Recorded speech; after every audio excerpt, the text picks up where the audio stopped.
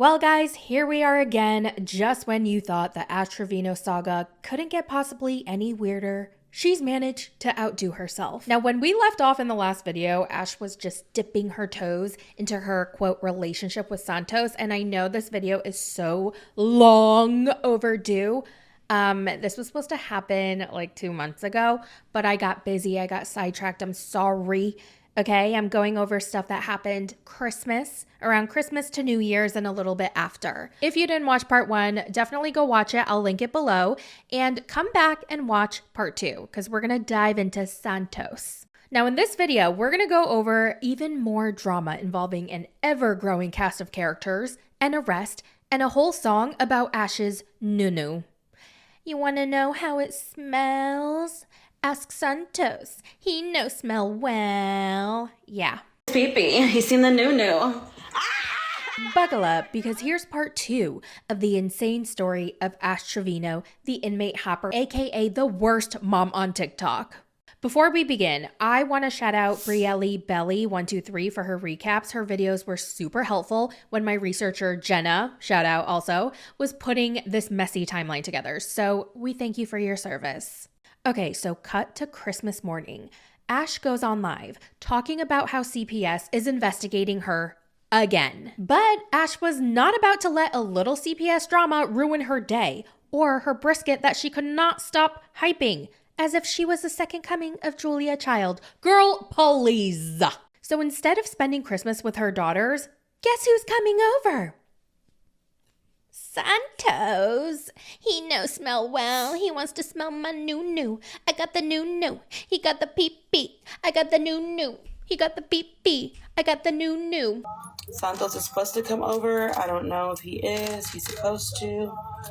But the clock keeps ticking. Tick-tock, tick-tock. It keeps ticking away and he still isn't there. Ash keeps trying to call him, but she can't get a hold of him. Like, what the fork? Why isn't he answering his phone when he was supposed to be there like 45 minutes ago? She gets pissed off. She's talking about how she hates him. She's like, I freaking hate him. I'm gonna block his ass, blah, blah, blah, blah, blah. I mean, nobody believed it for a second, but she was going off. And then, plot twist, Santos calls back. He tells Ashley he was sleeping and he's gonna head over. True to his word, Santos shows up a little while later, bringing 2 women who are also friends with Ash. Everyone starts drinking and things are going fine until the police show up. And at this point, I've literally lost count of how many times the police have been called on Ash. I don't even know if she knows how many times they've been called on her. Apparently, somebody watching the live stream called the police to say that Santos was drinking and that he's only 19 years old. Also, it's not clear if anyone actually saw him drinking, but still, the cops showed up nonetheless. So the police arrive and they demand to see everyone's IDs. Santos, being the genius that he is, decides to show them his, quote, military ID. Side note, whether Santos was actually in the military still remains a mystery. Now, the military ID says he's 24. But unfortunately for him, the cops were not buying it and they confiscate the ID. Your ID. Yeah. There you go. That's the back. It's a military ID. And then this is the front. No, it's a military ID. I mean, the DOD ID number is good enough. I don't got access to that stuff. All right, y'all give me a few minutes and I will be back. Ash, our problem solver, calls her dad for backup, saying that the cops think her friend is underage. Ash, you know he's underage. Come on now. Come to my house real quick because the cops showed up. They think my friend's underage. So please come to my house because they're outside right now checking out all our IDs. Meanwhile, the cops are still investigating Santos, and in the background you can hear the cops saying that Santos is 19. Yes. So you know, this gentleman is 19 years old. Okay.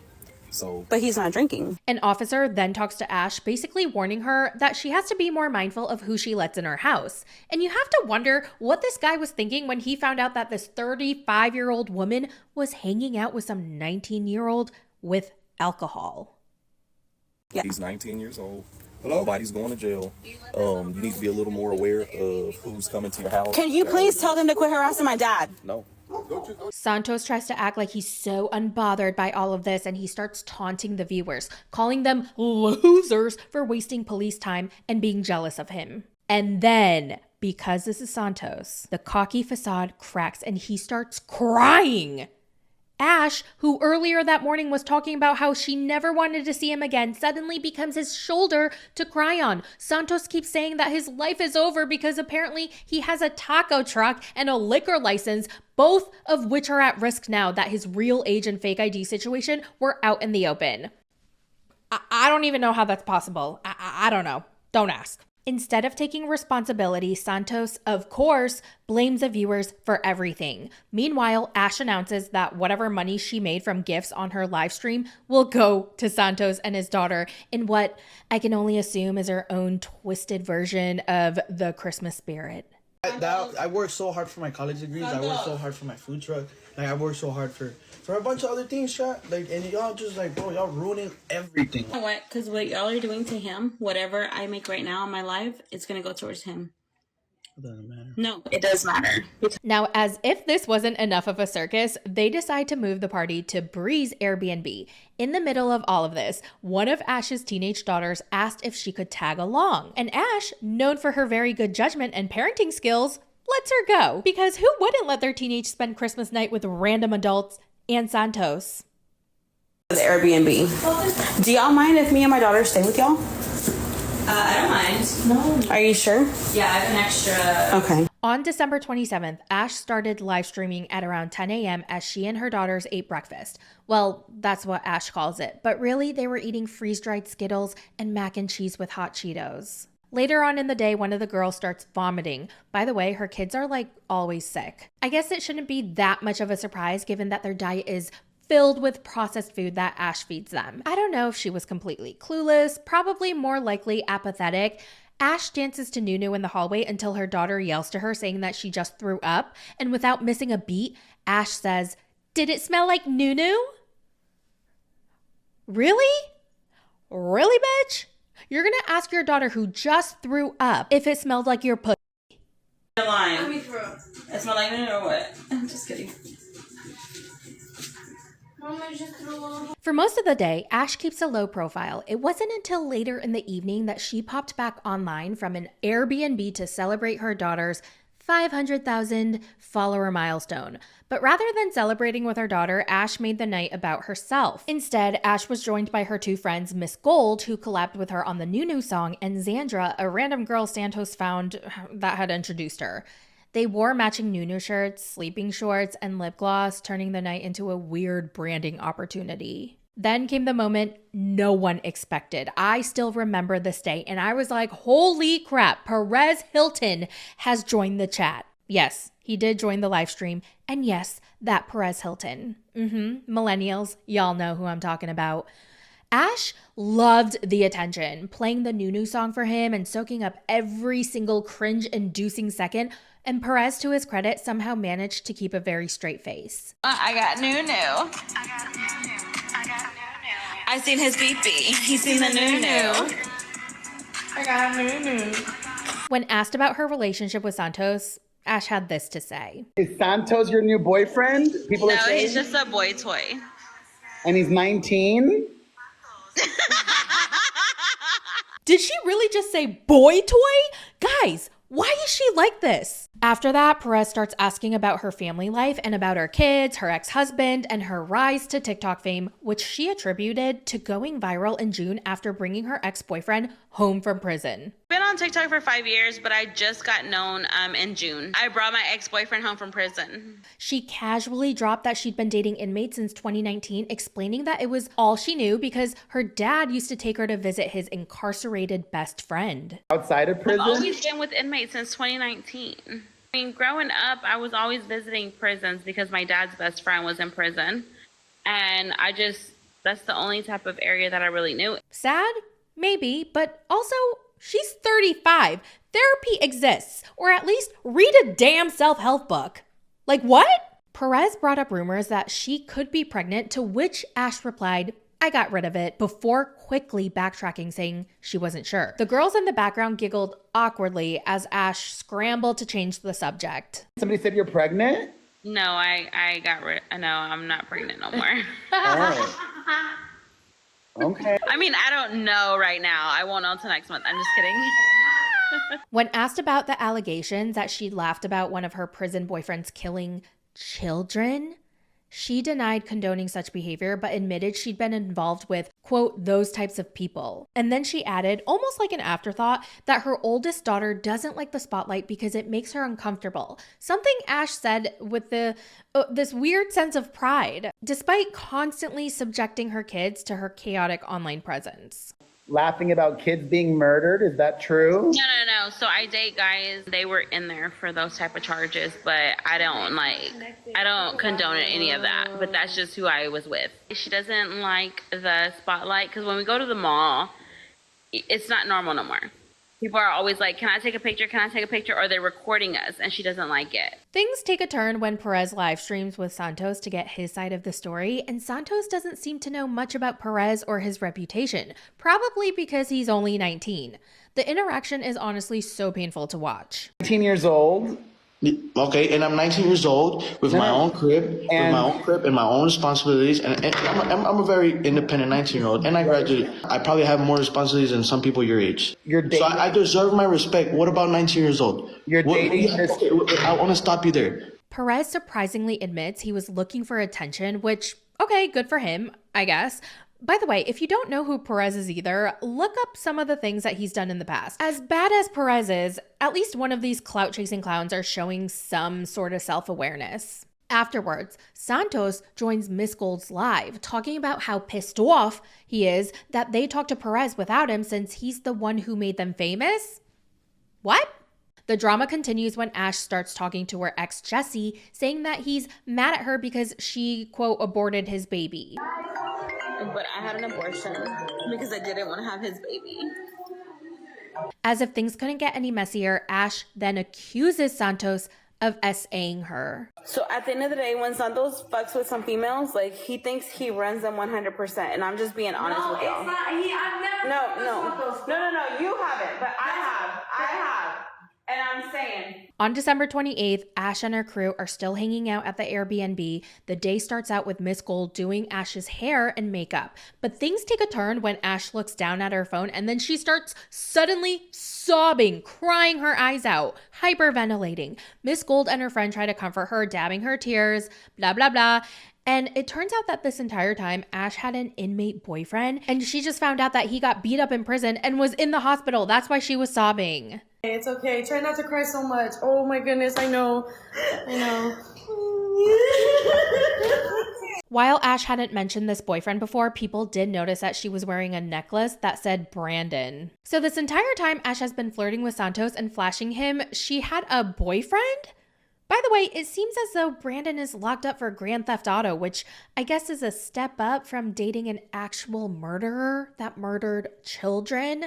But this is just another layer in this ongoing mess. Later, Ash starts doing some damage control. She claims she never said Santos SA'd her, despite there being actual video clips of her saying it. And in a bizarre flip, she is suddenly fawning over Santos again, acting like nothing ever happened. At one point, Santos's mom makes a cameo, but the best moment comes when Santos's younger sister makes an appearance and tells Ash that she looks like a grandma. Okay, what do you think of her? How did you look like? On December 29th, Ash hits 1 million followers, so naturally she goes on live to celebrate. She talks about how she has this big section at the club reserved for her big milestone party. Now, unfortunately for Ash, her viewers tracked down the club and got in contact with the owner, filling him in on all the drama swirling around her. While the owner doesn't ban her, he does say that she sounds like a bad person and they're prepared to kick her out if she steps out of line. Oh, 100%. You're not the first one to call. A couple people have called to kind of like give me a warning, be like, yo, this girl saying that like you're hosting her or whatever, but nah, not the case. We don't have anything to do with this chick. All right, And thank you. After learning a little bit more about her, I'm really glad we don't have anything to do with this chick because I've heard that she is not a great person. Santos, aka their boss, tells them not to go to the club, and they obey. They're like, yes, boss, we won't go. So the night turned into yet another Airbnb hangout, this time at a new location without the daughters. Thank God. The vibe at the Airbnb is chaotic per usual. Miss Gold and Xandra go live in a separate room to do a what's in my bag type of thing. Meanwhile, Ash sulks because Miss Gold's live is getting more viewers than hers. I mean, we'll see a lot of this. She's always sad and jealous when other people get more attention than her. Things escalate when Miss Gold goes live with Tampa Bay, the same woman who showed up at Ash's house a couple weeks ago trying to fight her, and things get heated before the stream ends. Back in the Airbnb, the girls are drinking, blasting music, trying to salvage the night. Ash, probably feeling a little sidelined, wanders around giving the viewers a tour of the house. Suddenly, things spiral when Xandra starts freaking out, claiming someone is trying to break in to the Airbnb. Miss Gold grabs her gun and sprints upstairs to the second floor balcony. Meanwhile, Ash is hiding in a room with Xandra, telling her not to call the police and instead call Santos, who is in Mexico for his mother's wedding. Get out! Get the fuck out of here! Oh my God. Get the fuck out of here! Get out of here! You don't know what the fuck is going on. We got so many trolls out here. Y'all stay down there. You really a fan? A little later, Miss Gold comes back downstairs and demonstrates to everyone what happened, waving her frickin' gun around. She then reveals that the people outside were just, quote, fans. Santos, in a weird moment of clarity, tells the girls that it doesn't make sense that their location keeps getting leaked. So either one of them has their location shared, or one of them is intentionally leaking it. There is also some tension between Santos and Miss Gold, and Santos shows messages with Gold where she says the N-word. He then demands that everybody gets off live, but naturally he stays on, pulling in all the views for himself. Meanwhile, Miss Gold decides she's not sticking around. She leaves the Airbnb by herself to go to the club, holding the sign before heading to another friend's apartment a little while later. She goes on live from there, declaring she's done with Ash and Santos, calling them fake. Back at the Airbnb, Xandra's gone and Ash is freaking the fork out. She's like, oh my God, I heard gunfire outside. But then her security, quote, security, they reassure her that it wasn't gunfire. Ash is completely over it. She storms into her room and waits for her dad to pick her up. Did y'all hear the guns? The gunshots or no? Did y'all hear the gunshots? Around December 30th, Ash is still seething about Miss Gold ditching her at the Airbnb and heading to the club, especially since Miss Gold is now beefing with Santos. She starts complaining that she feels stuck in the middle of it. Now, she's not really fooling anyone with that because we all know Miss Ash Trevino loves any attention she can get. Santos also says that Miss Gold and Ash were under some sort of contract with him so that he can help them make them famous. I don't know. For 5 years, I have her signed for 5 years. My goal is to make sure they get out there as much as possible, but I want them to do it the most pure way. This sets Ash off. She goes on live to clear her name, denying she ever signed any contract with Santos, saying that he's a complete liar. Saying that he has me under a contract? All the lies that he's been saying, talking to Bree and them about me, that hurts. At this point, I am going to get a lawyer. Like I said, I can say a lot of stuff that happened off of live that he did to not only me, but to other females he was with. In typical Ash fashion, she can't just leave it at that. Instead, she joins Santos's live to confront him, and the two go back and forth for a while. Eventually, they agree that no assault ever happened, despite both of them lying about it. While this isn't really surprising, it should go without saying that this is wildly disrespectful to anyone who's experienced real abuse. And we've already talked off of live, but like I said, Santos is not a bad person, you guys. If y'all don't like him, y'all don't like us talking, at the end of the day, I feel like y'all are just trying to ruin our friendship. As if this isn't messy enough, Ash's daughters get involved. Santos tells them to go to bed while he's on live, and they clap back at him by saying that he's balding. They start roasting him. Santos reminds the girl that the reason why Ash reached out to him is because she told her mom she had a crush on him. How do you feel that your mom stole your crush? To top it all off, a girl who goes by the name Vale, who could be seen pleasuring Santos in a car during a live stream in the back seat, people call her Backseat Vale, exposed Ash by sharing photos of what looks like snow on the table at the Airbnb where Ash was staying. So this was the B&B, the first one we were at. This was the first night before we even met. Miss Gold. You didn't take any? Now it's December 31st, New Year's Eve. Can you believe all this happened from Christmas Day to New Year's Eve? That's like 6 days, not even a full week. And all that shit has happened. Now, New Year's Eve and the day after was a train wreck that, of course, only Ash could deliver. After hyping up her 1 million followers, Ash woke up to a harsh reality. She was back down to 800,000. Oh my God. People online had been talking about a mass unfollowing, and it actually kind of worked. Naturally, Ash pretends not to care, but let's be real, this is the same woman who threw a celebration for hitting 1 million followers. There's no way she wasn't fuming. Okay, go ahead, because eventually I'll be back to 1 million. I will. I'll be surpass that and have 2 million one day. At some point during the live stream, someone outside starts blasting Noo-Noo. I got the Noo-Noo. He got the pee-pee. You want to know how it smells?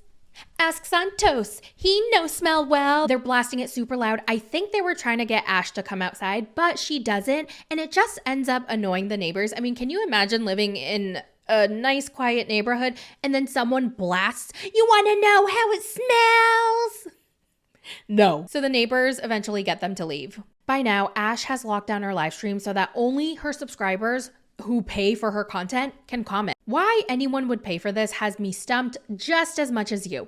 But even they aren't safe from her wrath. When one of the mods pins a comment that says Free Palestine, Ash snaps and tells them not to post random shit. Yikes. As the clock strikes midnight and 2025 begins, Ash predictably starts crying again. First, she starts crying about all the doors that closed for her in 2024, but then says more will open up this year. It's not clear what door she's referring to, but judging by her track record, they'll probably just lead to more drama. Then comes the Bible verses. That's right. Ash busts out her phone and starts reading passages about motherhood. Nothing screams devoted mother like ignoring them while they're sick to dance to Noo-Noo. As a mother comforts her child, so will I comfort you. She then gets a Happy New Year text from her sister, which sets her off again. Cue more sobbing. But the real waterworks come when her prison boyfriend Brandon texts her. For those keeping score, this is the same Brandon who was hospitalized after a prison beatdown just days earlier. My boyfriend just wrote me, Happy New Year's, baby, I love you. Oh my God. The next few days are surprisingly quiet, likely because Ash has gotten into more problems with CPS facilitated by this other TikToker, Anthony Blackwell. For the uninitiated, Blackwell is also a bit of a mess with his own essay allegations floating around, which came to light after he inserted himself into the nurse Hannah case by doxing her. Oh my God, it's such a mess. I swear, people on TikTok are a different breed. And Ash's ability to attract problematic people is nothing short of impressive at this point. Honestly. You wanted to have to sit on your lap. You accidentally slid your finger in. Where are you at right now? However, because we can't go a week without Santos being messy either, he decides to make a guest appearance while Ash is battling another TikToker, Heffa. He says that one of Ash's daughters called him to say she misses her, quote, stepdad.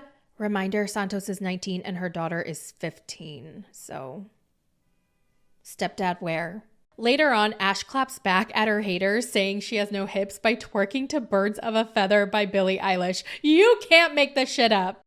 I have hips, look. You see my hips? By the way, a lot of people online have been roasting Ash's appearance lately, but let's be real, her looks are not the problem. Her personality and behavior are more than enough to drag. Let's just not go for the looks, okay? Now it's January 7th, and that brought on a new addition to Ash's chaotic orbit. Adrielle Sigler, a former teacher turned TikToker whose life seems to rival Ash's in drama and bad decisions. Adrielle's story is a mess, to say the least. She gained a following with a lifestyle account called Vegan Riz before transitioning into a mostly live stream focused account. Long story short, her son was jumped at school by a group of kids, and she retaliated by publicly sharing the names and addresses of the kids involved. However, her son was accused of SAing a girl by the girl's family, which is allegedly what started the fight to begin with. Adrielle's teenage son got into a fight, and she posted a series of videos about this fight. She then proceeded to share all of these children that were involved in the fights, faces, first and last names, and where one of them lived. Oh yeah, also Adrielle compared this whole thing to Sandy Hook, which is absolutely insane. Click the pink circle, I'm live. My son's assault, my 14-year-old son's assault, has become a Sandy Hook conspiracy theory. People dug up details from Adriel's past, including accusations that she falsely claimed a state trooper was stalking her. There were also allegations that she was tied to a Reddit account where the person made a posting asking what to do if a teacher has a crush on a student. A disturbing revelation made even worse by the fact that Adriel's students would have only been 13 at the time. While she denied it, internet sleuths pointed out that the account's username was only one letter away from a handle she confirmed was hers. And now she's friends with Ash. Go figure. We'll just have to see what ends up happening with her. I'm sure it won't be anything good though. Along with Adriel, we have some more new characters unlocked. A group of young men in their early 20s at most. They went live with Ash one day and she of course started flirting with them, saying she only dates felons. One of them then told her to check out his profile because he has a record. That's all I talk to are guys with felonies in the background. Go to my main account, my third pin videos are my mugshots.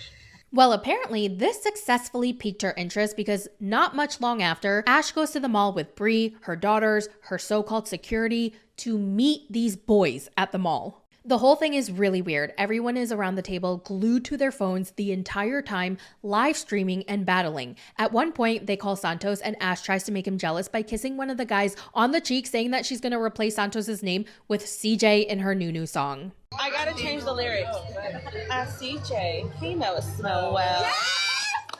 The craziest part about all of this was that Ash brought her daughters along to meet these random ass guys. How insane is that? Yeah.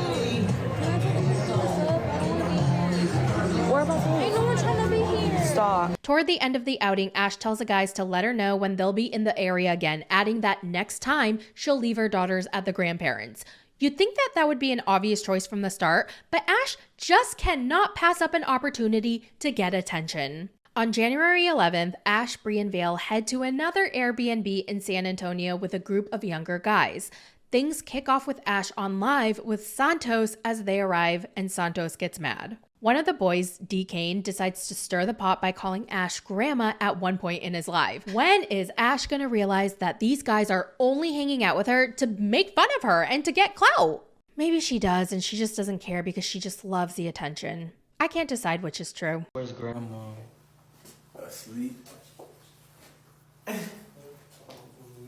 As the night goes on, things get uncomfortable. Ash is way too friendly with these guys who were clearly much younger than her. At one point, she cuddles up to one of them who looks awkward and very hesitant, but kind of seems to go along with it. Now, given the age difference and the power dynamics, given Ash is more famous than him, it's completely predatory and honestly very, very sick. Oh, and by the way, Santos has braces now, which makes the whole relationship between him and Ash look even creepier. Then it gets even worse. Ash is on Bree's live and she actually tries to kiss Bree's younger, underage brother and complains when he pulls away. Meanwhile, Bree is yelling at her but still doesn't do anything to actually try to stop her. Ash! Yes! Why did you move? Fuck you up, Ash. Not kidding. Ash! Stop moving. And to top it off, she was later seen trying to dance up on the same boy. Again, boy, not a man, boy. Later on, Ash and Vale, who just had a baby 2 months ago, start hyping themselves up as the Bad Moms Club, as if it's a flex. We're the Bad Moms Club. Bad Moms Club. Bad Moms Club! The next day, things quickly spiral out of control. Ash, Bree, Vale, and the group are kicked out of the Airbnb. The hosts apparently had an exterior camera and sent pictures of what he said was illegal activity. Bree doesn't elaborate, but one image shows people smoking while another seems to capture the group yelling. This absolutely did happen the day before, but Bree says that it was just a skit. Oh my gosh. Send me help. Chad, send me help. Send me help, y'all. After seeing this terrifying picture of D. Kane standing outside, I'd be sketched out too. Ash naturally goes live to ask if anyone has a place where she and her so-called family of 12 can go. As if that's not chaotic enough, she only now finds out that she has a meet and greet scheduled later in the day. Eventually, Santos swoops in to find them another place to stay. Later, they roll up to the mall for a meet and greet, but plans fall apart when they realizing that the mall is closing. Pivoting, they head downtown instead, but it's just one problem after another. They get kicked out of a restaurant before ending up at the Rainforest Cafe. And that's where things really go south. You ain't know when I work, bro. Yeah, come on. While they're at the restaurant, someone tries to start a fight with Ash, and the cops get called. Things spiral even further when someone snitches on D. Kane, telling the cops that he has a gun on him, something he's not supposed to have because, get this, he's out on bond. Show D. Kane, he's right here, guys. He's handcuffed. Both D. Kane and his girlfriend are arrested, and it's believed that when the police find Coca-Cola in Ash's beloved, totally real Louis Vuitton bag, leading the police to confiscate the bag. There are unconfirmed reports that D. Kane's girlfriend took the fall for Ash, which is why she was taken to jail. Videos emerged showing D. Kane sitting in the back of a police van with people taunting him from the outside. Noo-Noo! And they left you, they didn't even stick around. Meanwhile, Ash is spotted across the street crying and clinging to another guy called El Menchon de Fuego, who also had some allegations against him. There is just way too much to get into with this guy, but just to give you an idea of what we're dealing with, people online call him the Diddy of TikTok. So you can fill in the blanks there. Again, it's insane how these people just gravitate to Ash. You'd think that knowing that information would be enough for you to not want to be associated with them, but apparently not for Ash. To make matters even worse, Ash's security get detained while the cops sort everything out. During the chaos, two girls try to confront Ash, and one of the officers pushes one of them, causing her to fall backward. Bree and the rest of the group flee to the car with people literally chasing after them. I'm staying here, guys. I'm not getting involved. Oh, she fell. Run! Go, get out, go back to Ennis! As all of this unfolds, Santos goes live. He's clearly intoxicated, looking like a cartoon villain. He yells at Ash and her crew, calling them stupid for not listening to his advice about avoiding the river walk. Well, obviously, I knew that shit was gonna happen. That's how I said, get out the, oh my god, bro. Y'all don't listen for shit, and that's the shit that pisses me off. Y'all are stupid. I told y'all, get out the Riverwalk. You're in a fucking downtown public area with fucking people that don't even have licenses for that shit. Back in the aftermath, Ash tries to save face by posting a video acting all tough. A little while later, Bree goes on live and you can hear Ash crying in the background. No.